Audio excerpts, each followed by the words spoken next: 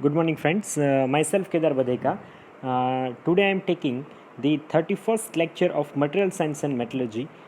In today's lecture, we start another new chapter of Material Science and Metallurgy, which is the solidifications of the metals and the theory of alloys.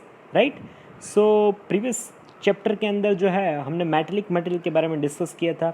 आज जो chapter नया हम लोग start कर रहे हैं which is the solidifications of the metals. Right, अब यहाँ पे जो है हमें ये स्टडी करना है कि आप मेटल जो है वो लिक्विड कंडीशंस में है, राइट, और उसको सॉलिड करोगे तो उसके अंदर जो है वो क्या क्या मेटलर्जिकली चेंजेस हो रहे हैं, और या फिर दूसरी कंडीशन ये है कि मटेरियल आपके पास सॉलिड कंडीशंस में है और आप उसको कन्वर्ट कर रहे हो लिक्विड कंडीशंस के अंदर. Liquid to solid and solid to liquid दोनों ऑपोजिट केसेस है, तो उसके अंदर जो है वो क्या प्रोसेस ड्यूरिंग द क्या मेटलर्जिकल प्रोसेस जो है वो वहाँ पे हो रही है, वो जो है वो हमें स्टडी करना है. सो in this lecture we covered the content of this during this lecture, which is the solidifications of the metals and the cooling curves. Meanwhile एक और जो है वो concept which is the nucleations and the growth of the crystals, एक ये point जो है वो हमें साथ में ये लेक्चर के अंदर स्टडी करना रहेगा. सो यहाँ पे आपके सामने एक डायग्राम आपको दिख रहा है. The diagram which is plot against the two phrases which is the time versus the temperature. Right, यहाँ पे आप देख रहे हैं कि एक जो है वो डायग्राम जो है वो हमने यहाँ पे प्लॉट किया है जो टेम्परेचर वर्सेस टाइम के अगेंस्ट में जो है उसका प्लॉटिंग हुआ है. तो यहाँ पे आप देखोगे कि सॉलिडिफिकेशन प्रोसेस के अगर मेरे पास कोई प्योर मेटल है, जैसे मेरे पास आयन है, कार्बन है, स्टील है, जो स्टील के अंदर प्योर स्टील है, राइट, तो उसको अगर मैं उसका सॉलिडिफिकेशन प्रोसेस अगर मैं समझने की कोशिश करूँ तो इसका सॉलिडिफिकेशन कैसे होगा, तो यहाँ पे आप देखोगे कि एक सर्टेन टेम्परेचर लिमिट जो है उस लिमिट तक आप पहुँचोगे, उसके बाद जो है वो the solid metal which is converted into the liquid. Right, meanwhile on the same opposite on the phrase of the time, एक सर्टेन टाइम लिमिट के बाद जो है वो टेम्परेचर भी इंक्रीज़ होना चाहिए, साथ में आपको वहाँ पे टाइम जो है वो भी वहाँ पे स्प्रेड करना है, वहाँ पे स्पेंड करना है. अब टाइम आप वहाँ पे इतना स्पेंड करोगे तो उसके बाद जो है उसमें लिक्विड टू सॉलिड और सॉलिड टू लिक्विड जो है वो कन्वर्जन प्रोसेस जो है वो वहाँ पे आपको देखने को मिलेगा. आप देखोगे एक सर्टेन पीरियड ऑफ टाइम के बाद यहाँ पे जो है जो आपके पास मेटल जो है वो सॉलिड कंडीशंस में है, जो एक तरफ यहाँ पे जो रेड लाइन जो है वो इंडिकेट कर रही है, तो रेड लाइन जो है वो एक नीचे से आप देखिए कि वो पूरे एंड से स्टार्ट नहीं हुई है, नीचे से थोड़ा सा जो थोड़ा सा जो है वो गैप रखा है. वो गैप क्या है, यानी उस टेम्परेचर उस लिमिट के बाद उस टेम्परेचर लिमिट के बाद मेटल के अंदर वहाँ पे रिक्रिस्टलाइजेशन फेज जो है वो स्टार्ट हो रहा है. यानी अब मेटल के अंदर जो है अभी टेम्परेचर इतना ही काम कर रहा है कि उसके अंदर जो है वो उसके क्रिस्टल्स जो है वो चेंजेस हो रहे हैं. राइट, धीरे धीरे जो है वो टाइम अब स्पेंड हो चुका है, वहाँ पे एक सर्टेन लिमिट ऑफ टाइम जो है वो ख़त्म हो चुका है. अब उसके बाद जो है जैसे टेम्परेचर बढ़ता जाएगा तो रिक्रिस्टलाइजेशन में से जो है वो अभी मेटल जो है वो अपना फेस जो है वो चेंज करने की कोशिश कर रहा है. तो वहाँ पे उस कंडीशंस के अंदर जो है वो मेटल जो है वो एक ऐसे लेवल पे आ जाएगा कि अब एक सर्टेन लिमिट, यानी आप स्टील की अगर बात कर रहे हो तो स्टील के अंदर अप्रोक्सीमेटली 900 यानी पर जो अपर और लोअर क्रिटिकल लाइन है, यानी 900 जो है वो 23 डिग्री तक जो है, यानी 910 डिग्री तक बोल सकते हैं आप, वहाँ पे मेटल जो है वो लिक्विड कंडीशन पे है. राइट, अब जैसे जैसे जो है वो टेम्परेचर और बढ़ेगा तो फिर वहाँ पे मेटल जो है वो एक liquid solid to liquid phase में कन्वर्ट हो जाएगा. सेम रैपिड जो रिवर्स कंडीशन की अगर बात करें तो मेटल जो है वो अगर आपके पास लिक्विड कंडीशंस में है तो एक सर्टेन पीरियड ऑफ टाइम तक वो लिक्विड ही रहेगा. फिर एक स्टेबल, यानी जो हॉरिजॉन्टल लाइन जो यहाँ पे दिख रही है ना, वो एक स्टेबल फेज है. उस स्टेबल फेज के बाद जो है वहाँ पे एक सर्टेन पीरियड ऑफ टाइम के बाद जो है वो मेटल आपको सॉलिडिफिकेशंस में, यानी आप मैं बताऊँ कि सॉलिडिफिकेशंस जैसे आइस की प्रोसेस होती है ना, आपके पास कोई वाटर है, राइट, तो वाटर को आपने फ्रीज़र के अंदर रख दिया, तो फ्रीज़र के अंदर जो है वो रख दिया तो सर्टेन पीरियड ऑफ टाइम और टेम्परेचर लिमिट तक जो है वो वाटर ही रहता है. पर एक सर्टेन पीरियड टाइम के बाद वहाँ पे एक फ्रीजिंग पॉइंट आता है जहाँ से वाटर जो है वो आइस में फ्रीज होने की कोशिश कर रहा है उस टेम्परेचर और टाइम लिमिट के बाद जो है वो which is converted into the semi liquid and then the solid conditions, right. So this is the solidifications of the pure metal. Now the solidifications of the pure metal, during the solidifications the liquid is changed to into the solid during the cooling process. Cooling process के दौरान जो है वो liquid जो है वो liquid which is changed into the solid में होने की कोशिश कर रहा है. The energy of the liquid is less than that of the solid which is above the melting point. The energy of liquid के अंदर जो एनर्जी है which is less than that of the solid से कम होनी है which is above the melting point के ऊपर जो है वो एनर्जी जो है वो लिक्विड के अंदर सॉलिड के कंपैरिजन में कम होगी. Hence the liquid is stable above the melting point. जो लिक्विड है वो melting point के ऊपर जो है वो स्टेबल हो जाएगा. Below the melting point the energy of the liquid which is become more than that of the solid. Below the melting point के नीचे the energy of the liquid which is become more, melting point के नीचे अगर मैं बात करूँ तो उस लिक्विड के अंदर जो एनर्जी लेवल है which is more as compared to the solid, but उस लिमिट के ऊपर मेल्टिंग पॉइंट की लिमिट के ऊपर जो है उसके अंदर एनर्जी कम हो जाती है. Hence below the melting point the solid is become more stable, right. Melting point के नीचे जो है वो सॉलिड जो है वो मेल्टिंग पॉइंट के नीचे जो solid which is become more stable, जो सॉलिड है वो ज़्यादा स्टेबल हो जाता है than the liquid. Therefore at the melting point the liquid gets converted into the solid during the liquid process, cooling process. The transformations of liquid to into the solid which is below the melting point is known as a solidification. यानी इस transformation को solid liquid में से solid में convert होने के पूरे transformation process को जो मेल्टिंग पॉइंट के नीचे जो हो रहा है उस प्रोसेस को सॉलिडिफिकेशन प्रोसेस बोला जाता है. यहाँ पे सॉलिडिफिकेशंस ऑफ द मेटल्स के अंदर मैं अगर बात करूँ तो thermodynamically both the liquid and solid have the equal energy at the melting point and therefore both are equally stable at the melting point. Therefore, no solidifications or the melting will take place at the melting point. The liquid will remain liquid and solid will remain solid. Some under the cooling will be essential for these solidifications. This transformation is occur by the nucleations and the growth. ये जो पूरा transformations यहाँ पे हो रहा है वो होने के पीछे जो है वो न्यूक्लिएशंस एंड दी ग्रोथ जो है वो इम्पोर्टेंट रोल प्ले कर रहा है. यहाँ पे जो है आपके सामने अभी जो चीज़ दिख रहा है which is the cooling curve for the pure metal which is showing the possible under cooling. ये एक चीज़ यहाँ पे आपको बताता है, राइट. ये जो है वो सॉलिडिफिकेशन का ही एक डायग्राम है, पर ये किस तरीके से लिक्विड टू सॉलिड में जो है वो कन्वर्जेशंस हो रहा है, जो evolutions of the latent heat है अंडर द अंडर कूलिंग वो यहाँ पे आपको दिख रहा है. एक टेम्परेचर लिमिट तक जो है वो स्टेबल है, पर एक लिमिट के बाद जो है मेल्टिंग पॉइंट के नीचे की लिमिट जो है उसके बाद जो है वो ज़्यादा स्टेबल होने की कोशिश करता है. The transformation temperature as shown on the equilibrium diagram which is represents the point at which the free energy of the solid phase is equal to that of the liquid phase. यहाँ पे जो free energy होती है वो solid के जो है which is as equal to the solid के अंदर जो रहती है वो as equal to the liquid phase में होती है. Thus we may consider the transitions as gives in a phase diagram to occur when the free energy is change which is the delta G. We is infinitely small and the negative.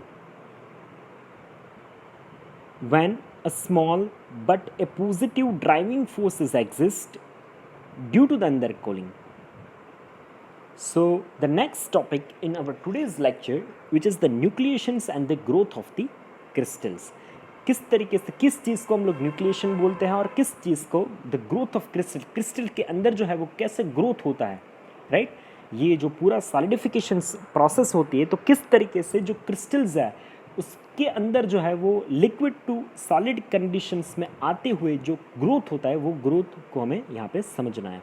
So the nucleations and the growth of the crystals यहाँ पे आप देख लीजिए कि आपको figure के अंदर जो न्यूक्लिएशंस ऑफ द क्रिस्टल्स, एक न्यूक्लिएशंस यानी one type of the centralization process जो है, एक क्रिस्टल्स जो है उसके आजू बाजू जो है वो एक क्रिस्टल जो है सेंटर बना के दूसरे एटम्स को, दूसरे लिक्विड एटम्स को, लिक्विड क्रिस्टल्स को अपने आजू बाजू खींचता है, उस प्रोसेस को न्यूक्लिएशंस बोलते हैं। एट द सॉलिडिफिकेशन टेम्परेचर के ऊपर the atoms from the liquids के अंदर जो एटम्स हैं such as the molten metal which is begins to bond together, यहाँ पे वो क्या कर रहे हैं, दूसरे एटम्स के साथ बॉन्डिंग करने की कोशिश कर रहे हैं। And to start to form the crystals, जो एटम्स है वो एक दूसरे के साथ बॉन्डिंग बना के एक क्रिस्टल बनने की कोशिश कर रहे हैं। The moment a crystal which is begins to grow, उस मोमेंट के ऊपर, उस एक सिचुएशन के ऊपर जो है वो क्रिस्टल्स जो है वहाँ पे ग्रो हो रहा है, राइट। वो क्रिस्टल फिर दूसरे क्रिस्टल, यहाँ पे पहले क्या हुआ कि एटम्स जो है वो एटम्स के साथ बॉन्ड बना के जो है वो एक क्रिस्टल बना रहा है, राइट। अब क्रिस्टल जो है वो उस मोमेंट के ऊपर जो है वो ग्रो कर रहा है, which is known as a nucleations. जिस मोमेंट के ऊपर एटम्स टू एटम्स बॉन्डिंग हो जाने के बाद अब क्रिस्टल के अंदर जो आपको ग्रोथ दिख रहा है, उसमें ग्रोइंग पीरियड दिख रहा है, which is known as a nucleations. And the point where it is occur is the nucleations point, और जिस पॉइंट पे वो चीज़ होती है उसको न्यूक्लिएशन पॉइंट जो है वो बोला जाता है। When a metal is begins to solidify, जहाँ पे जिस टेम्परेचर लिमिट के ऊपर मेटल जो है वो सॉलिडिफिकेशन स्टार्ट कर रहा है, multiple crystal is begins to grow in the liquid, उस टेम्परेचर पॉइंट के ऊपर जो है वो मल्टीपल क्रिस्टल्स जो है वहाँ पे ग्रो करने की कोशिश कर रहा है लिक्विड में। The final size of the individual crystals which is depends upon the number of nucleation points, जो फाइनल साइज है एक इंडिविजुअल न्यूक्लिएशंस की, वो किसके ऊपर डिपेंड्स करती है, वो जो है वो डिपेंड्स करती है कि आपके अंदर जो है वो कितने न्यूक्लिएशन पॉइंट्स है, right. The crystal is increase in the size by the progressive addition of the atoms and grow until they impinging upon the adjacent growing crystals. So the first, which is the nucleations of the crystal, the second figure you can see that which is about the crystal's growth, crystal के अंदर growth अब दिख रहा है आपको। C, which is indicated as a irregular grains from the crystals grows together, उसमें crystal जो है वो एक साथ जो है grow कर रहा है। And the D, which is indicated as a grain boundary as seen in your microscopes, right? So next topic, which is about the cooling curves. Now what is the meaning of the cooling curves and how we can understand more about the cooling curves? So here you can see that a cooling curve is a graphical plot of the change in the temperature. cooling curve चीज़ क्या है, तो cooling curve जो है वो एक ऐसी चीज़ है जिसके अंदर एक ग्राफिकल रिप्रेजेंटेशंस यहाँ पे हुआ है। अब उस चीज़ के अंदर क्या चीज़ का ग्राफिकल रिप्रेजेंटेशंस हुआ है, the cooling curve is a graphical representations और the graphical plottings of the change in the temperature with the time, किस लिमिट के ऊपर, किस मोमेंट्स के ऊपर जो है वो टेम्परेचर चेंज हो रहा है विद द टाइम, टाइम के साथ किस टाइम के साथ with respect to the time जो है किस कंडीशन के ऊपर, किस मोमेंट के ऊपर जो है वो टेम्परेचर के अंदर चेंज हो रहा है वो मटेरियल के अंदर, और the entire temperature range through which it is cool, right. यहाँ पे मैं आपको और आसान लैंग्वेज के अंदर मैं आपको समझाने की कोशिश करूँ तो ये जो कूलिंग कर्व है वो क्या चीज़ हमें एलाबोरेट करके बताता है। तो ये इसके अंदर एक ऐसी जो है ड्यूरिंग द कूलिंग प्रोसेस, जब मेटल जो है वो कूलिंग उसका हो रहा है, राइट, लिक्विड में से सॉलिड के अंदर उसका ट्रांसफॉर्मेशंस हो रहा है, उस प्रोसेस के दौरान जो है वो किस टेम्परेचर लिमिट के ऊपर, किस टेम्परेचर पॉइंट के ऊपर और किस टेम्परेचर पॉइंट के साथ उस टाइम के साथ कोरिलेट करके क्या क्या चेंजेस उस मेटल के अंदर जब वो सॉलिडिफाइड होता है, वो हमें इस ग्राफ से जो है वो पता चलता है। तो ये ग्राफ है वो बेसिकली क्या बताता है कि किस टाइम और किस टेम्परेचर रेंज के ऊपर जब मेटल जो है वो solid to liquid, liquid to solid, sorry liquid में से सॉलिड कंडीशंस में कन्वर्ट होने की कोशिश कर रहा है, तब उसमें क्या क्या जो है वो चेंजेस जो है वो हो सकते हैं. So the cooling curve for the pure metals. अब यहाँ पे मैं एक आपके साथ एग्जांपल के साथ मैं अगर बात करूँ तो एग्जांपल के अंदर मैं बात करूँ तो यहाँ पे आपके पास एक एग्जांपल है. जो एग्जांपल है वो बेसिकली प्योर मेटल के लिए, राइट. अभी मैं एलॉयज़ की बात नहीं कर रहा हूँ. कूलिंग कर्व जो है वो यहाँ पे आपके पास अभी जो आपके सामने एग्जांपल है वो किस चीज़ के लिए है, वो प्योर मेटल के लिए. जो मेटल है वो प्योर कंडीशंस में है, जिसके अंदर कोई भी एलाइंग एलिमेंट्स ऐड नहीं हुआ है. अंडर द इक्विलिब्रियम कंडीशंस, जो इक्विलिब्रियम कंडीशंस के अंदर all the metal which is exhibits a definite melting और the freezing point, right. Equilibrium conditions के अंदर जो सारी मेटल, जो प्योर मेटल रहती है, वो जो है वो एक अपना एक उसके पास एक डिफाइनाइट मेल्टिंग और द फ्रीजिंग पॉइंट जो है वो रहता है, राइट. सारी मेटल के पास एक इक्विलिब्रियम कंडीशंस के अंदर जो है वो अपना एक डिफाइनाइट मेल्टिंग और द फ्रीजिंग पॉइंट जो है उसके अंदर रहता है. If a cooling curve is plotted for a pure metal, right. If A cooling curve is plotted, जो अब हम लोग अब जब कूलिंग कर्व को जो है वो प्लॉट करने की बात जब करेंगे एक प्योर मेटल के लिए, it will shows A horizontal line at the melting point और द फ्रीजिंग टेम्परेचर. आपको जो है जो एक हॉरिजॉन्टल लाइन यहाँ पे दिख रही है वो जो है वो एक तरीके से जिसके अंदर जो है eight the melting point of the freezing temperature, उसके फ्रीजिंग टेम्परेचर के ऊपर जो है वो मेल्टिंग लाइन जो है वो आपको मेल्टिंग पॉइंट के ऊपर जो है वहाँ पे आपको एक फ्रीजिंग लाइन जो है यहाँ पे दिखेगा, which is also a freezing temperature of that particular pure metal. So इस चीज़ को मैं आपको और इजीली समझाने की कोशिश करूँ तो इस चीज़ के अंदर जो है वो आपको किसी प्योर मेटल के लिए, अगर आप यहाँ पे अगर बात कर रहे हैं तो प्योर मेटल के लिए कोई प्योर मेटल आपके पास है तो एक इक्विलिब्रियम कंडीशंस के ऊपर जो है वो उसका मेल्टिंग पॉइंट और द फ्रीजिंग पॉइंट जो है वो वहाँ पे कूलिंग कर्व में हमें बताता है. उसके साथ if the cooling curve is plotted for the pure metal, अगर हम लोग प्योर मेटल के लिए कूलिंग कर्व प्लॉट करते हैं, it will show the horizontal line at the melting point. उसके मेल्टिंग पॉइंट, जब उसका मेल्टिंग पॉइंट जो होता है वहाँ पे एक हॉरिजॉन्टल लाइन जो है वो प्लॉट की जाती है, वो उसका जो है वो फ्रीजिंग पॉइंट भी रहता है, राइट. उसके बाद उसके नीचे वाले टेम्परेचर के ऊपर जो है वो मेटल जो है वो लिक्विड में से सॉलिड में फ्रीज होके कन्वर्ट होती है. So the cooling curve of the alloys, right. अब यहाँ पे एक एग्जांपल एलॉयज़ के लिए मैं आपको बताता हूँ. जैसे प्योर मेटल थी, अब एलॉयज़ जिसके अंदर एलॉयज़ हैं, right. In this method the alloys with the different composition, alloys है तो डिफरेंट कंपोजिशन भी हो गए.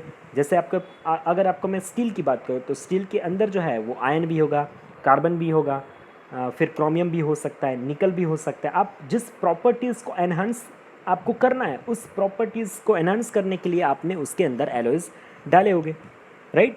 तो ये जो कूलिंग कर्व्स रहता है वो फिर एलॉयज़ के लिए कैसे यहाँ पे एलाबरेट किया जा सकता है. The phase change which is start at the temperature and the phase change which is finish. यहाँ पे जो हॉरिजॉन्टल लाइन थी, अब यहाँ पे वो हॉरिजॉन्टल लाइन नहीं रहेगी क्योंकि वो प्योर मेटल था, तो प्योर मेटल के लिए एक हॉरिजॉन्टल लाइन मिल सकती थी. अब यहाँ पे एलॉयज़ है तो सारे जो एलॉयज़ जो भी उस मेटल के अंदर ऐड किए गए हैं वो सारे जो है उसका मेल्टिंग टेम्परेचर जो है वो सेम नहीं रहता है. अब जब मेल्टिंग टेम्परेचर सेम नहीं रहेगा तो प्योर मेटल के अंदर तो एक ही मेटल थी तो उसका मेल्टिंग टेम्परेचर एक ही था, तो हमें जो लाइन मिली वो हॉरिजॉन्टल मिली. अब यहाँ पे एलॉयज़ हैं यानी काफ़ी सारे 2 to 3 मेटल्स का मिक्सचर है, तो सारे के जो मेल्टिंग पॉइंट रहते हैं वो सारे के मेल्टिंग पॉइंट जो है वो डिफरेंट रहते हैं. तो सारे के मेल्टिंग पॉइंट जो है वो डिफरेंट होने की वजह से जो है यहाँ पे आपको थोड़ा जो है वो स्लांट लाइन जो है वो आपको मिल सकता है. So in this method the alloys with the different compositions are melted and then the temperature of the mixture is measured at the certain time interval while the cooling back to the room temperatures, right. जो चीज़ मैंने आपको यहाँ पे समझाने की कोशिश की. A cooling curve for each mixture is constructed and the initial and the final phase change temperatures are the determined। उसके अंदर जो है यहाँ पे दो टेम्परेचर जो है वो लिमिट जो है यहाँ पे दिखाई जाती है। एक तो कि जहाँ से जिस टेम्परेचर के ऊपर जो है उसके अंदर उसका फेज़ जो है लिक्विड में से सॉलिड, जैसे उस फेज़ का ट्रांसफॉर्मेशन स्टार्ट हुआ, जैसे जो मेटल थी वो लिक्विड में से सॉलिड होने के प्रोसेस में उसका उस फेज़ ट्रांसफॉर्मेशन प्रोसेस स्टार्ट हुआ, तो वो टेम्परेचर पॉइंट जो है वो यहाँ पे दिखाया जाता है। और जिस टेम्परेचर पॉइंट के ऊपर उसका ट्रांसफॉर्मेशन यानी कि फेज़ जो है वो चेंज हो गया, अब जैसे जैसे जिस टेम्परेचर की लिमिट के ऊपर वो लिक्विड में से सॉलिड होने का प्रोसेस स्टार्ट हुआ, अब वो सेमी लिक्विड है। अब ऐसे ही वो सेमी लिक्विड में से जब जिस टेम्परेचर लिमिट के ऊपर वो सॉलिड कन्वर्ट हो जाएगा, तो उस टेम्परेचर लिमिट जो है वो भी यहाँ पे नोट किया जा सकता है।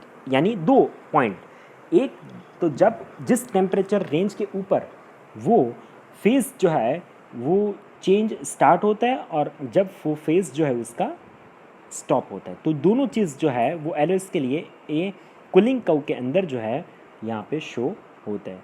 So this is all about the cooling curve for the alloys. The cooling curve for the solidifications of the pure metal, you can see we already previously see this diagram for the pure metals. So this is all about the today's lecture. We try to discuss about the few things about the solidifications of the metals and the theory of the alloys. मैंने ये चीज़ जो है वो आपको बताने की कोशिश की है कि सॉलिडिफिकेशंस ऑफ द मेटल किसको बोला जाता है, न्यूक्लिएशन किसको बोला जाता है, ग्रोथ ऑफ द क्रिस्टल किसको बोला जाता है, और कूलिंग कर्व जो है वो सॉलिडिफिकेशंस के अंदर प्योर मेटल के लिए किस तरीके से प्लॉट किया जा सकता है, एलॉयज़ के लिए किस तरीके से प्लॉट किया जा सकता है। एलॉयज़ के लिए अगर आप प्लॉट कर रहे हैं तो फिर वो जो है वो प्लॉटिंग जो है वो किस तरीके से होता है, और उसमें दो चीज़ जो है वो इम्पोर्टेंटली हमें ध्यान रखनी पड़ती है। वो दो चीज़ जो है वो आपको दो टेम्परेचर वहाँ पे कैप्चर करना है, which is at the temperature at which the transformation which is start and at which the temperature limit at the transformation will finish। तो ये जो है वो आपको एलॉयज़ के लिए थोड़ा ध्यान रखना है जब आप कूलिंग कर्व प्लॉट करोगे। So this is all about the today's lecture. If you have any kind of the questions regarding this lecture, you can ask me in the comment sections, and please write your enrollment number in the comment sections after watching this video. So this is all about the solidifications of the metals and the theory of alloys. Thank you so much for watching this video.